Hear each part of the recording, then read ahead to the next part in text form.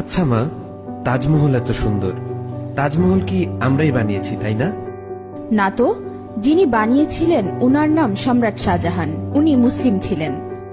ও আচ্ছা, তাহলে কুতুব মিনার নিশ্চয়ই আমরা বানিয়েছি। না না, উনিও মুসলিম ছিলেন, উনার নাম কুতুবউদ্দিন আইবেক। তাহলে লাল কেল্লা নিশ্চয়ই আমরা বানিয়েছি।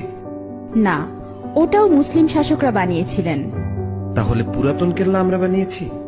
না, পুরাতন কেল্লাও মুসলিমরা বানিয়েছে।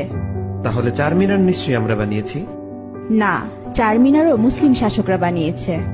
মা, আমি শুনেছি ভারতের সবচেয়ে বড় ও পুরাতন রোড গ্র্যান্ড ট্রাঙ্ক প্রায় 3000 কিলোমিটার পর্যন্ত বিস্তৃত, সেটা তো আমরা বানিয়েছি।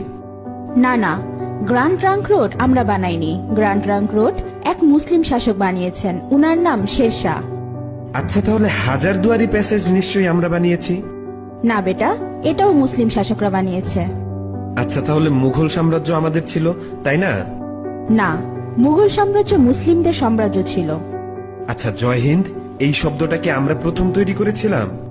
না, এটাও একজন মুসলিম প্রথম বলেছিল। আচ্ছা মা, সারে জাহা সে আচ্ছা হিন্দুস্তা হামারা এই শব্দটি আমরা প্রথম বলেছিলাম তাই না? না, এটাও একজন মুসলিম কবি লিখেছিলেন, উনার নাম ইকবাল। তাহলে প্রথম স্যাটেলাইট লঞ্চ নিশ্চয়ই আমরাই করেছিলাম।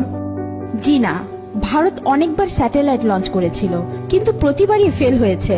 এরপর এপিজে আবুল কালাম আজাদ প্রথমবার সাকসেসফুল ভাবে স্যাটেলাইট লঞ্চ করেছিলেন।